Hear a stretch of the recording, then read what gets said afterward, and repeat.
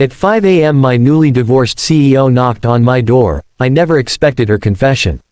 At 5 in the morning, when the world was still holding its breath between night and dawn, a knock shattered the quiet of my apartment door, sharp and urgent, like a warning my heart somehow recognized before my mind did. I was standing barefoot on the cold floor, half awake and disoriented, when I opened the door and saw her there, hair undone, eyes swollen from sleepless tears, wrapped in a coat that looked far too thin for the hour and the weight she was carrying. She wasn't just my boss. She was the CEO of the company where I worked, the woman everyone feared, admired, and whispered about in boardrooms. And at that moment, she looked nothing like the powerful figure from the glass offices above the city. She looked broken, standing at my door at 5 in the morning, holding herself together by sheer will alone. Before the story goes any further, if you believe in kindness, in second chances, and in the idea that even the strongest people sometimes need someone to open a door for them, take a moment to like this video, comment your thoughts, share it with someone who needs hope, and subscribe to the channel for more stories that come straight from the heart. I had always known her as someone untouchable, the kind of person who entered a room and bent the air around her confidence. At work, she was precise, controlled, and distant, a leader who carried authority like armor. I was just another employee in the company, reliable but invisible, someone who kept his head down and did his job without expecting recognition. When news of her divorce broke through office gossip weeks earlier, it felt unreal, like hearing a storm had cracked a mountain in half.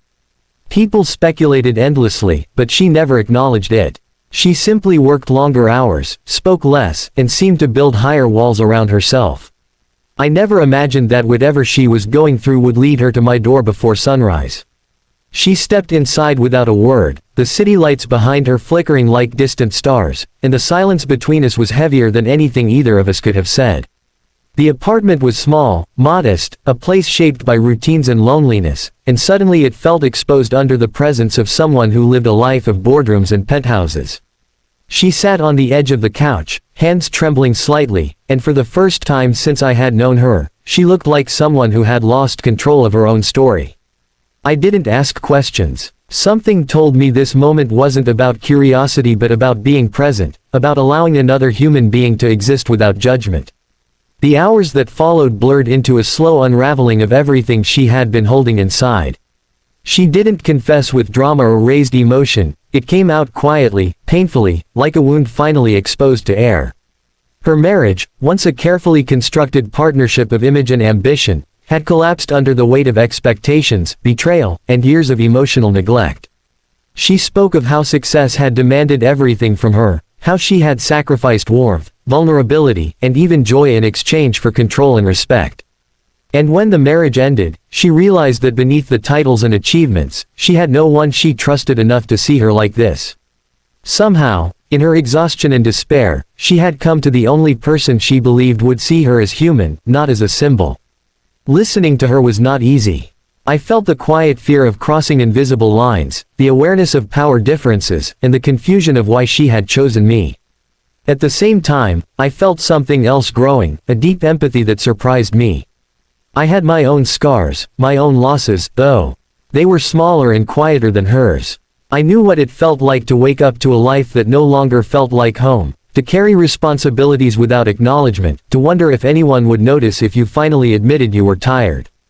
As the sun slowly rose, painting the room in pale gold, I realized this moment wasn't about positions or hierarchy. It was about two people meeting at the edge of their emotional endurance. The days that followed were complicated.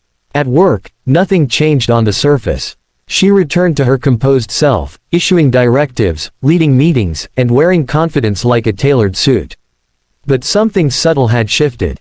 There were moments when our eyes met, not with secrecy, but with understanding. I struggled internally, questioning whether that early morning encounter had been a mistake, whether I had crossed a line simply by allowing her vulnerability to exist in my space. Yet I also felt a strange sense of purpose, as if being there for someone at their lowest had quietly reshaped my own sense of worth.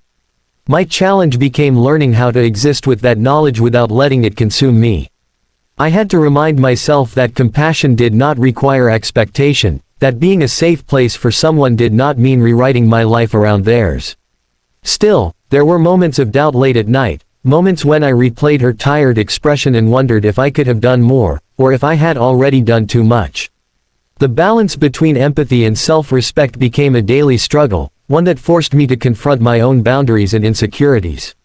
As weeks passed, change crept in slowly, almost imperceptibly. She began delegating more, leaving the office earlier, and speaking openly about rebuilding her life, though never directly referencing that morning. The company culture shifted with her, becoming less rigid, more human. People noticed. Productivity improved, but more importantly, so did morale. Watching this transformation was both inspiring and unsettling. It made me question how many people around us were silently breaking under the weight of expectations, and how often kindness could be the unseen force that changed everything. One evening, long after that morning had faded into memory, I found myself reflecting on how much that knock at my door had altered me. I had always believed that significance came from recognition, from being seen and rewarded. But that experience taught me something quieter and deeper. Being important to someone in their moment of need, even without acknowledgement or reward, carried a different kind of power. It didn't inflate the ego, it grounded the soul. Near the end of this story, if this journey of quiet compassion and unexpected connection is touching your heart, please take a moment to like the video, share it with someone who might need reassurance, and subscribe to the channel. Your support helps these stories reach others who may be waiting for hope in their own early morning hours. The final realization came not with a dramatic gesture but with a sense of peace. I understood that her confession was never meant to bind our lives together or create a secret bond. It was a reminder that strength is not the absence of weakness, and leadership is not the absence of pain. We all carry moments we cannot survive alone, and sometimes the bravest thing we can do is knock on a door and ask to be seen as we truly are. Before this story ends, I have a special request for you. Please comment below and share whether you believe a single act of kindness can change a life, because your words might be the encouragement someone else is searching for today. As the city continued its endless rhythm outside my window, I realized that I was no longer the same person who had opened that door at 5 in the morning. I had learned that compassion does not weaken us, it deepens us. And sometimes, the most unexpected confessions arrive not to complicate our lives, but to remind us of our shared humanity, leaving us quietly stronger than we were before.